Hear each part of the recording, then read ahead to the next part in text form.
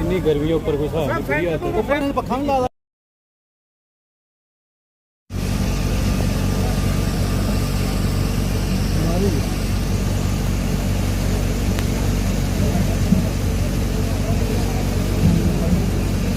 भाई मैं लाइव पे हूँ हाँ हाँ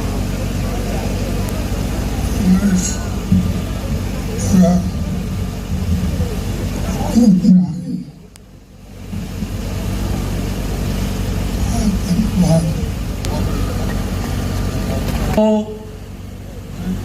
हमारे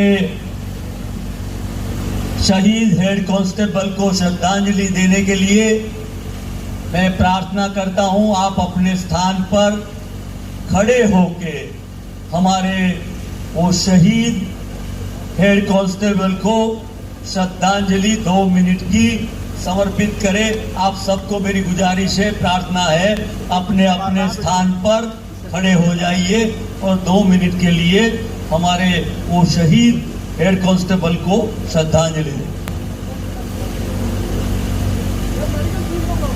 ओम शांति शांति शांति।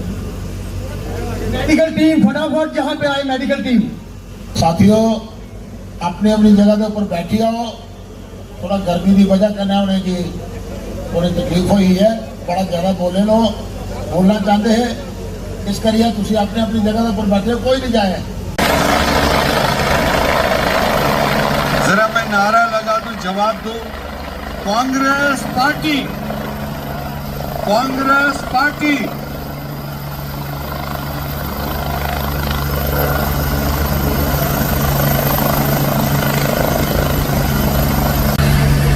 अभी सब लोग अपनी अपनी जगह वापस आ जाओ।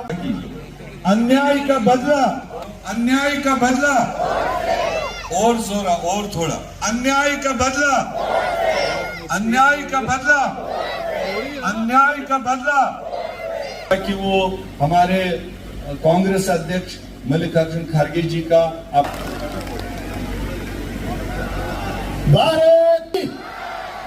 भारत माता की, इंडियन नेशनल कांग्रेस, जो श्रद्धा के लोगों का स्वागत। इतनी मेहनत की है और मैं भी कोशिश की है कि हर कोने के ऊपर मैं पूछा, हर मोड़े के ऊपर मैं पूछा और थोड़े कने मुलाकात करा, थोड़े कने मिला। और खासकर ये जड़ी 10 साल की जड़ी सरकार जड़ी बीजेपी की है, ये जड़ी पिछू सरकार है, ये जड़ी थे गवर्नर जड़े थे राज करे करते हैं, इतना मारा ने भी राज करते हैं, लेकिन ऐसा राज ना करते।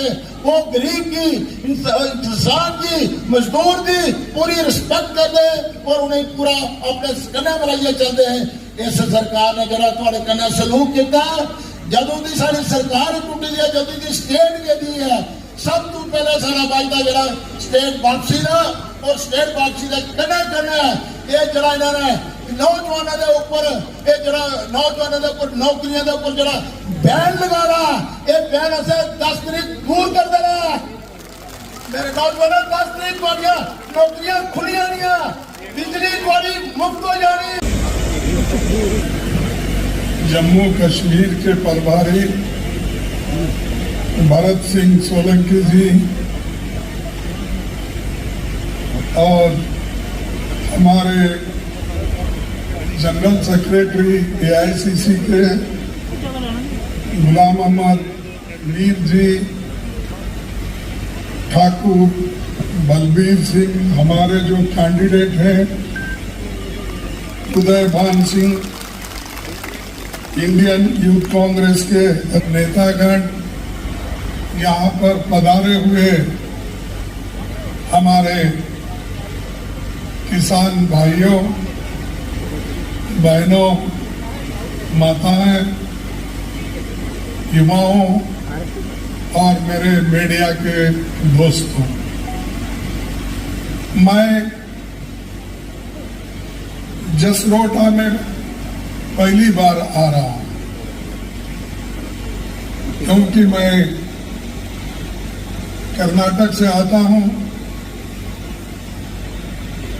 और इधर आने का मौका मुझे नहीं मिला। कर्नाटक में ज्यादातर हम लोग कन्नड़ी बात करते, हिंदी बहुत कम, हिंदी बोलो, हिंदुस्तानी बोलो, उर्दू बोलो, कम बात वहां पर लोग करते हैं। लेकिन मैं ये कोशिश करूंगा कि आपको हमारे विचार समझाने में और हमारे विचार आपको कहने में। अब बैठो, कौन पनिशमेंट लेते बैठो। Thank you. क्योंकि मेरा हाथ अगर ऐसा लगा तो फिर मुश्किल हो जाएगी, इसलिए उनको बोलो। जम्मू कश्मीर विधानसभा के चुनाव को 2 चरणों में तो अब खत्म हो गया और ये आज का आखिरी दिन है। ये चुनाव खत्म होने जा रहा है। आखिरी चरण में सब लोग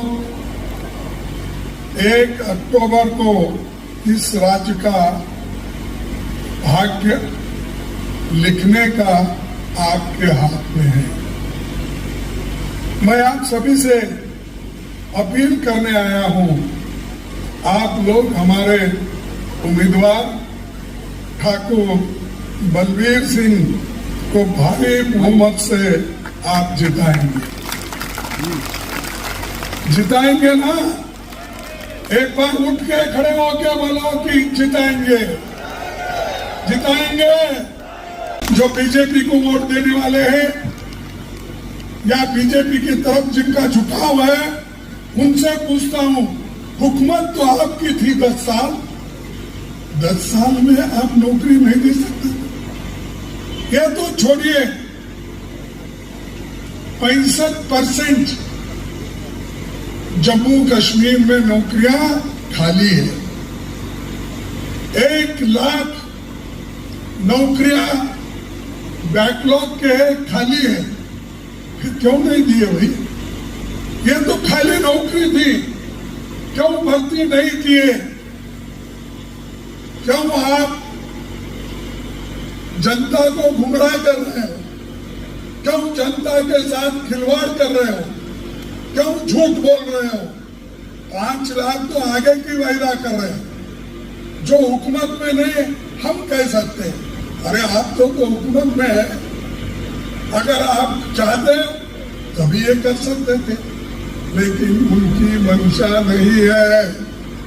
उनकी मंशा नौकरी देने की नहीं है। उनकी मंशा यहाँ के युवकों को नौकरी देकर, एम्प्लॉयमेंट देकर, वो हम एनसीपी और कांग्रेस मिलके चुन के आएंगे तो हमारी सरकार बनेंगी, इसलिए हम फौरन भर्ती करेंगे। वो याद दिलाओ ना जरा बीजेपी वालों को। 2 करोड़ नौकरियां कहां गए आपके?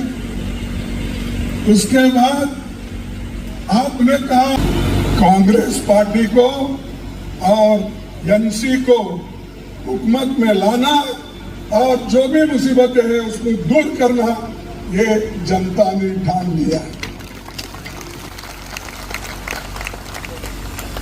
और आकर यहाँ भड़काऊ भाषण देते। अरे भाई, भड़काऊ भाषण देने से देश का नुकसान होता है, खासकर गरीबों का नुकसान होता है, मेरे माँ बहनों का नुकसान होता है। तुम्हारा कहाँ जाने वाला है? वो हमेशा बात करते, मेरा कोई खानदान नहीं, मेरा कुछ भी नहीं। ठीक है भाई, आपको नहीं है तो दूसरों को तो खानदान है ना, दूसरों के तो बच्चे हैं, वो पालना है ना। हाँ, पालना है नहीं है तो अपनी बात दूसरों के ऊपर बोलते हैं। शाह तो आते हैं, वो तो एक अपने आप को समझते हैं कि मैं देश का बहुत बड़ा नेता हूं। अरे भाई, तुम बहुत बड़े नेता अपने को आप समझे तो लोगों को नौकरियां दो ना, महंगाई कम करो ना, ये लोगों पे अत्याचार, दलितों पे अत्याचार जो हो रहा उसको बंद करो ना। आप होम मिनिस्टर हो और बार बार हमको ये कहते हैं, भाई कांग्रेस वाले अब रिजर्वेशन निकालने के लिए उनके नेता अमेरिका में बोले। अरे अमेरिका में उन्होंने कभी रिजर्वेशन निकालने की बात नहीं की।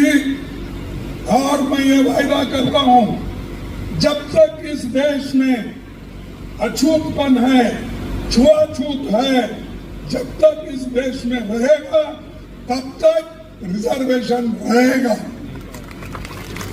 कोई छीन नहीं सकता। जो डॉक्टर बाबा साहब अम्बेडकर ने, पंडित जवाहरलाल नेहरू जी ने, महात्मा गांधी जी के कहते हुए जो किया है उसको कोई छीनने वाला मर्द अभी पैदा नहीं हुआ। लेकिन बदनाम हमारे नेता को कर रहे हैं, राहुल जी को कर रहे हैं। क्यों? कि उनके पास मुद्दे ही नहीं और वो देश को चलाना नहीं जानते। भाइयों, ये डरने वाले लोग हैं, ये कभी देश के लिए काम किए नहीं। हमारा संविधान बना, बाबा साहब अम्बेडकर, पंडित जवाहरलाल नेहरू जी,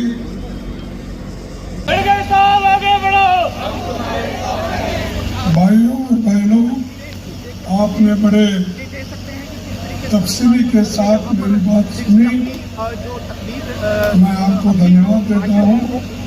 और हमारे 7 गारंटी है महिलाओं के लिए, युवाओं के लिए, किसानों के लिए और अपने परिवार के लिए 3,000 रुपये देने का, 5 लाख रुपए ब्याज मुक्त खर्च महिलाओं के कमेटी को देने का, और स्टेटहुड का तो मैं बोला हूँ, स्टेटहुड जरूर देंगे और उसके लिए हम जरूर लड़ेंगे, चाहे कुछ भी हो। मैं ऐसा ही छोड़ने वाला नहीं। अब मेरे को तो 83 इयर्स चल रहे हैं, इतना जल्दी मरने वाला नहीं हूँ। जब तक मोदी को नहीं हटाएंगे तब तक मैं जिंदा ही रहूंगा, आपकी बात सुनूंगा, आपके लिए लड़ूंगा। धन्यवाद। उन्हें जड़ा इस 10 साल च जड़ा सुटिया उहदे बारे च कितनी तफसीलन तुसें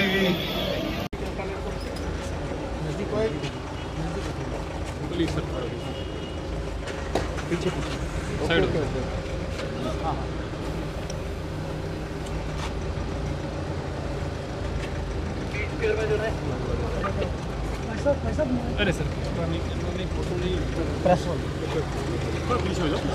मानो आप गाड़ी जाने दे, गाड़ी को जगह देना है। तू इधर आ जा।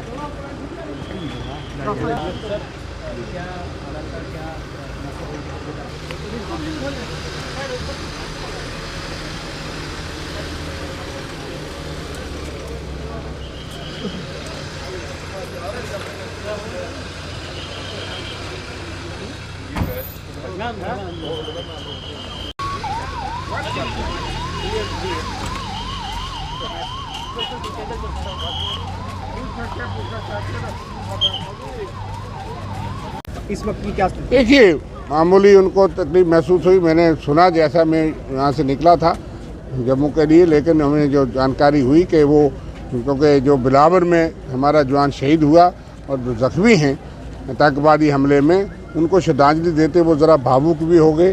गर्मी थी, ज़रा सा उन्होंने तकलीफ महसूस करके वो बैठ गए और फिर उनका चेकअप हुआ। उसके बाद फिर उन्होंने बोलना शुरू किया तो जैसा मुझे मालूम हुआ कि शायद वो श्रद्धांजलि के वक्त भावुक हो गए और उससे थोड़ा सा उनका मन भर के आ गया और वो उसकी वजह से उन्हें थोड़ी तकलीफ महसूस की।